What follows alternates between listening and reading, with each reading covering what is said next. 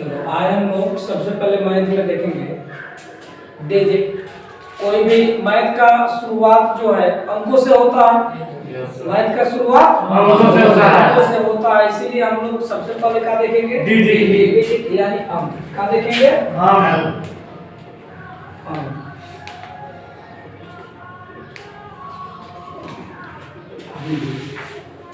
हम लोग सबसे पहले क्या देखेंगे? डिजिट। तो अंक जो है एक सबको पता है कि 1-2 से शुरू किया गया था। पहली बार किससे शुरू किया गया था? 1-2 से। इसका पता नहीं कि कौन किया। 1-2 का शुरुआत कौन किया, किसी को पता है? नहीं। इसीलिए इसको हम क्या बोलते हैं? प्राकृतिक संख्या। इसको क्या बोलते हैं? नेचुरल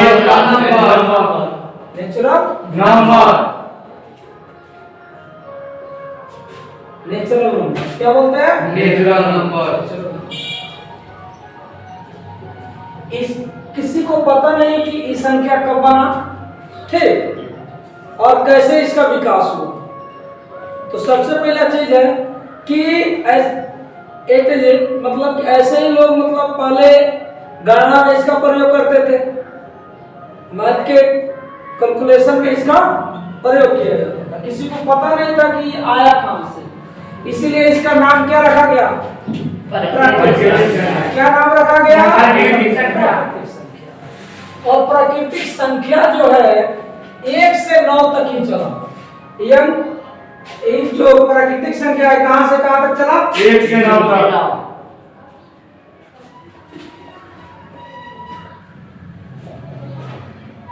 प्राकृतिक संख्या कहां से कहां तक चला? 1 से 9 तक।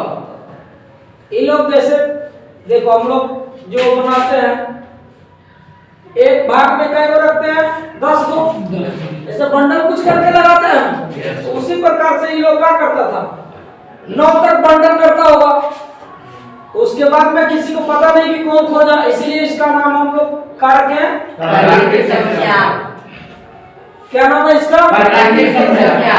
पता ना कहां से है प्राकृतिक का मतलब कि हाथ है, पता जब नहीं चला तो किसके ऊपर जाएंगे? प्राकृतिक संख्या। यह है हमारा प्राकृतिक संख्या। अभी भी गणित आगे नहीं बढ़ रहा। जब ये पता चल गया था 9 तक, तभी भी गणित आगे नहीं बढ़ रहा था। लेकिन उसके बाद में इसको क्या कर दिया गया? 0 लगा करके पूर्ण कर दिया गया। 0 लगा करके पूर्ण कर दिया गया। 0 लगा करके पूर्ण कर दिया गया। इसीलिए इसको क्या बोलते हैं? पूर्ण संख्या। क्या कहते हैं? पूर्ण संख्या। पूर्ण संख्या मतलब होल नंबर। अरे समझ में? इसीलिए इसको क्या बोलते हैं? पूर्ण संख्या। अब पता चल गया कि हाँ इतना से हमारा काम चल जाएगा, या पूरा नंबर है, या पूरा नंबर है, इसके अलावा कोई नंबर नहीं है। इसी संख्या से ना ब्रह्मांड में जो भी मैथ का कैलकुलेशन होता है किससे होता है? इसी संख्या से होता है। तो यानी कि यह क्या है? परिपूर्ण है, यानी कि पूरा है। अब इसमें दूसरे चीजें का आवश्यकता नहीं है। जब हमारे देश के गणितज्ञ आर्यभट्ट 0 का आविष्कार कर दिए, जब हमारे देश के गणितज्ञ आर्यभट्ट जब 0 के आविष्कार कर दिए तो ये संख्या क्या हो गई? पूर्ण हो गई। तो भारतीय जो होता है ना, जब कोई कुछ नहीं कर पाता तो भारतीय लोग उसको जरूर कर देता है। यही गुण है। तो इन 9 तक ये पता चल गया था, आगे बढ़ नहीं रहा था, इसीलिए इन्होंने इस पर विचार किया, मंथन किया। उसके बाद में इन्होंने क्या किया? 0 का आविष्कार किया कि इसको लगाएंगे तो हमारी सभी संख्याएं पूर्ण हो जाएंगी। यानी कि इसको हम कहेंगे प्राकृतिक और इसको क्या कहेंगे? पूर्ण संख्या। अब हमारी संख्याएं क्या हो गई है? पूर्ण हो गई। हमारी संख्याएं पूर्ण हो गई। अब इसमें किसी प्रकार की दिक्कत नहीं है। अब इससे हम संसार के सभी संख्या इन्हीं संख्याओं से बनाते हैं। चलिए, तो कुल अंक कितना होता है? टोटल डिजिट 9 था। अब कितना हो गया? अब कितना है? कुल अंकों की संख्या कितना है? इसी 10 संसार में जो भी काउंट किया जाता है, जो भी लिखा पढ़ा जाता है, इसी 10 संख्या से बना करके लिखा पढ़ा जाता है। ठीक, आ गया समझ में? कि पहले ऐसे लोग गणना करते थे, लेकिन पता न चला कि कौन किया। आया समझ में? तो इसका नाम क्या रख दिया गया? प्राकृतिक संख्या। क्या रख दिया गया? प्राकृतिक संख्या। अभी आधा अधूरा दिख रहा था, इसके आगे कुछ बढ़ नहीं रहा था, तो आर्यभट्ट जीरो के आविष्कार किए। उसके बाद में अब इसी से पूरे संसार का जो भी डिजिट बनाना है बनता है, कोई भी आप नंबर बनाइए बनता है। इसी संख्या से जब फाइनल चीज बन जाता है, इसीलिए इसको हम क्या कहते हैं? पूर्ण संख्या। यानी कि इस संख्या का हो गया पूरा हो गया, संख्या पूरा हो गया। अब इन्हीं संख्या से हम पूरे ब्रह्मांड में जो भी कैलकुलेशन करते हैं, इसी संख्या के माध्यम से करते हैं। ऐसा समझ में? और देखिए, संख्या 2 प्रकार के होता है।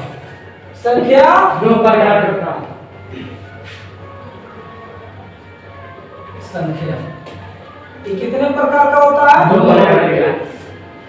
2 प्रकार का होता है। चलिए,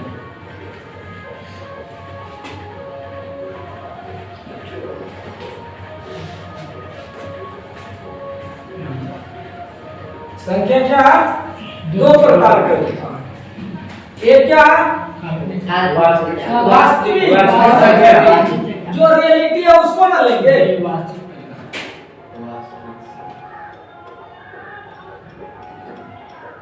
पहले क्या है? वास्तविक संख्या। वास्तविक संख्या वास्तविक संख्या यानी कि रियल नंबर। रियल नंबर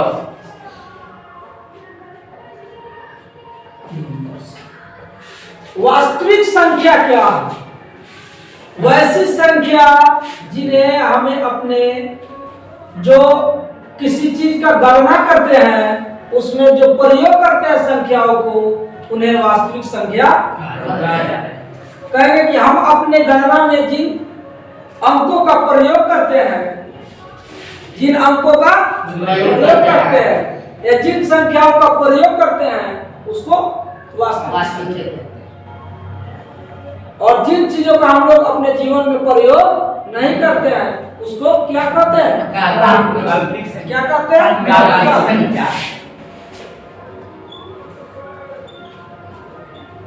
काल्पनिक संख्या। ये क्या होता है?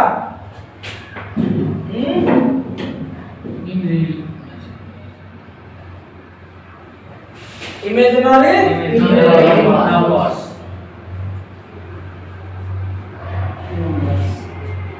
क्या होता है यार?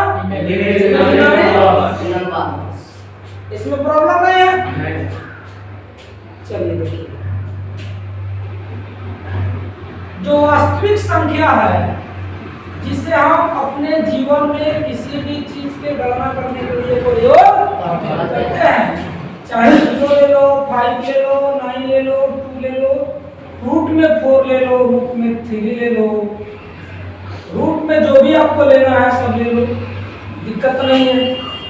इसका हम जीवन में धूमधाम से प्रयोग करते हैं ना इसका प्रयोग। और काल्पनिक संख्या जो है, इसका जीवन में हम धूमधाम से प्रयोग नहीं करते हैं। काल्पनिक संख्या जो कल्पना मात्र के है, आप बता सकते हैं कि क्या लिखा है, लेकिन इसका प्रयोग आप कहीं भी नहीं कर सकते। यानी कि सपना में देखते हैं कि आप दिल्ली चल गए हैं, लेकिन रियल में नहीं। सपना जब देखते हैं तो लगता है कि सब हकीकत में हो रहा है और दिखता भी, लेकिन वह रियलिटी नहीं होता है। उसी प्रकार से काल्पनिक संख्या सपना है, यह संख्या तो होता है लेकिन इसका प्रयोग नहीं होता और ना कहीं ये होता है। एग्जाम्पल में रूट अंडर -3 या रूट अंडर -4 प्रॉब्लम है। ये क्या है? काल्पनिक। कोई है माइकल कि इसको निकाल देगा? निकलेगा ये? नहीं निकलेगा। हाँ, इसके लिए क्या करना पड़ेगा? अभी तक तो हम लोग यही सीखे हैं कि इसको नहीं निकल सकता, ही नहीं निकल सकता। लेकिन फिर कोई पागल के बच्चा आएगा, फिर इसको कहेगा ना ये तो निकल सकता है, इसका मान इतना इतना होता है। हम लोग काहे कह रहे हैं कि नहीं निकलेगा? क्योंकि हम लोग को पता नहीं। तो अच्छा आप लोग बताओ, बचपन में आपको ऐसे एक लिखवाया जाता था, आज क्या लिखते हैं? ऐसे ही ना एक लिखते हैं। आपको बचपन से सिखाया गया है कि क्या करना है? ऐसे एक लिखना है। मतलब आपको एक संकेत बताया गया है। क्या बताया गया है? संकेत बताया गया है कि ऐसे जहां रहेगा उसको क्या कहेंगे? एक कहेंगे। ऐसे जहां रहेगा उसको क्या कहेंगे? दो कहेंगे। अन्यथा आपको ऐसे ही सिखाया जाता कि ऐसे रहेगा तो आपको एक कहना है, तो अभी भी आप इसको क्या कहते? एक कहते। एक आगे लिखने के लिए क्या प्रयोग करते? ऐसा प्रयोग करते। तो ये क्या है? अंक है। एक क्या है? अंक है, एक कल्पना है। लोगों ने कहा कि हाँ इस सभी लोग को एक सूत्र में बांधने के लिए एक ही संकेत बनाया गया कि सब चीज एक एक संकेत को जाने, सब लोग एक ही संकेत को जाने, तब तो दुनिया एक जगह पे आएगी। दुनिया एक जगह पे कैसे आएगी? सब लोग एक चीज को जानेगा तब ना आएगा दुनिया।